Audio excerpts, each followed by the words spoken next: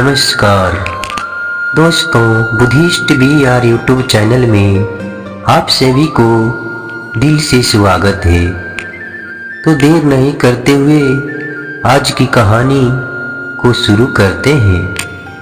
बहुत समय पहले की बात है। एक गांव के पास ही में एक घनघोर जंगल था, जिसके मध्य में एक आश्रम था। उस आश्रम में आत्मानंद नामक एक महान तेजस्वी तपस्वी साधु रहते थे। वह साधु हमेशा तपस्या और साधना में लीन रहते थे। दूर दूर से लोग उनके दर्शन करने आते और उनके आशीर्वाद से अपने जीवन की समस्याओं का समाधान पाते। स्वामी आत्मानंद के जीवन पूरी तरह से त्याग, संयम और साधना में बीतता था। समय बीतता गया। एक दिन स्वामी जी की तपस्या में एक बाधा उत्पन्न हुई। गांव में एक सुंदर विधवा स्त्री आई थी, जिसका नाम शांति था। शांति की पति कई वर्ष पहले एक युद्ध में वीर गति को प्राप्त हो गया था। समाज ने उसे अकेला छोड़ दिया था। शांति दुखी मन से अमन चैन की तलाश में वह स्वामी आत्मानंद के आश्रम में आ गई। शांति अत्यंत सौम्य, शांत और सुंदर थी। उसका व्यक्तित्व ही ऐसा था कि कोई भी उसकी ओर आकर्षित हो सकता था। वह आश्रम में रहकर स्वामी जी की सेवा करने लगी। आश्रम की सफाई, गांव-गांव से भिक्षा मांग कर लाना और स्वामी जी के लिए खाना बनाना, ये सब वह प्रेम पूर्वक करती। धीरे धीरे स्वामी आत्मानंद की साधना में विघ्न आने लगा। साधना करते करते उनका मन बार बार शांति की ओर आकर्षित होने लगा। उनका चित्त अस्थिर हो गया। तपस्वी होते हुए भी उनके मन में मोह जाग उठा। वे बार बार शांति की ओर देखने लगे।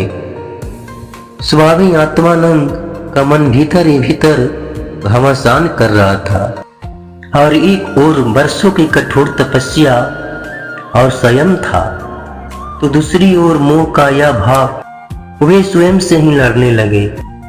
हे प्रभु, यह क्या हो रहा है? यह स्त्री तो केवल एक सेवा भाव से मेरे आश्रम में आई थी, फिर मेरे मन में ऐसे विकार क्यों उत्पन्न हो रहे हैं? रातों की नींद उड़ गई। ध्यान में बैठते तो शांति की छवि सामने आ जाती है। साधना में मन नहीं लगता है। वे समझ गए कि उनका मन भटक चुका है। एक दिन उन्होंने स्वयं से प्रश्न किया, क्या यही मेरे तप का परिणाम है? क्या मैं अपनी वासनाओं पर भी नियंत्रण नहीं रख सकता? स्वामी ने गंगा के तट पर जाकर गहन ध्यान में बैठने का निश्चय किया। उन्होंने कठोर तपस्या शुरू की। बिना भोजन पानी के कई दिनों तक ध्यान में लीन रहे।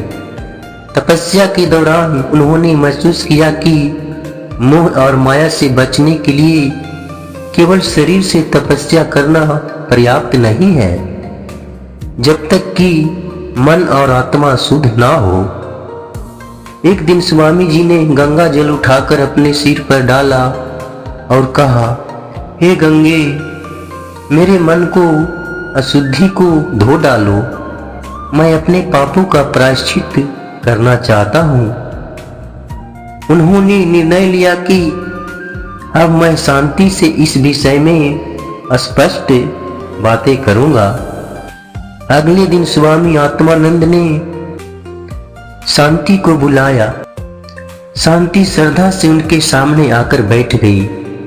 स्वामी जी ने शांत स्वर में शांति से कहा, शांति, तुमने आश्रम की सेवा में कोई कमी नहीं रखी, परंतु मेरे मन में तुम्हारे प्रति जो भाव उत्पन्न हुई वो मेरे तप और साधना के मार्ग में बाधा बने। यह मेरा दोष है, ना कि तुम्हारा। स्वामी जी की बातों को सुनकर शांति स्तब्ध रह गई। उसने विनम्रता से कहा, हे स्वामी जी, मैं तो केवल आपकी सेवा भाव करने के लिए आई थी। यदि मेरी उपस्थिति से आपकी साधना में विघ्न पड़ा है तो मैं यहाँ से अभी चली जाती हूँ। शांति की बातों को सुनकर स्वामी जी की आंखों में पश्चाताप की आंसू आ गई। उन्होंने कहा, नहीं शांति, यह मेरा दोष है। मैं ही अपने मन पर नियंत्रण नहीं रख सका। तुम्हें दोष देना तुम्हारे ऊपर अन्याय होगा। स्वामी आत्मानंद ने शांति से कहा, अब मैं इस पाप का प्रायश्चित करूंगा। मैं इस आश्रम को छोड़कर हिमालय की चोटी पर चला जाऊंगा, जहां कठोर तपस्या करके अपने मन को शुद्ध करूंगा।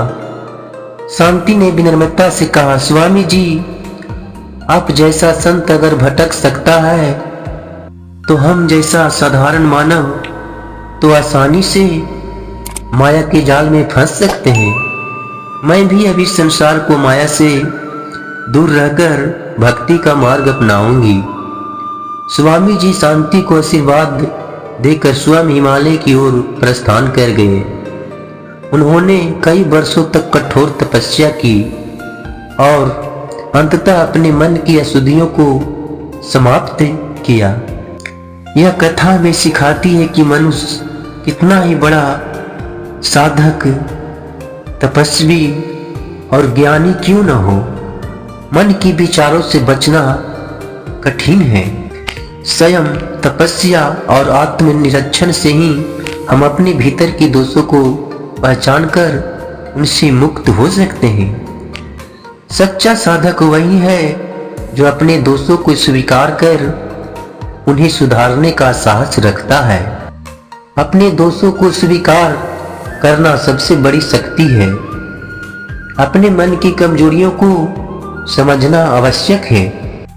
गलती का प्रायश्चित करने से ही आत्मा शुद्ध हो जाती है। जीवन में संयम ही सबसे बड़ा साधना है। मोह माया से मुक्ति, भौतिक आकर्षण से बचना ही सच्चा साधक बनाता है। तो दोस्तों, कैसी लगी यह कहानी कमेंट सेक्शन में जरूर बताना। और इस चैनल पर नए हैं तो चैनल को सब्सक्राइब, वीडियो को लाइक, कमेंट जरूर करें। फिर मिलते हैं ऐसी ही कोई नई कहानी के साथ। तब तक के लिए धन्यवाद और नमो बुद्धाय।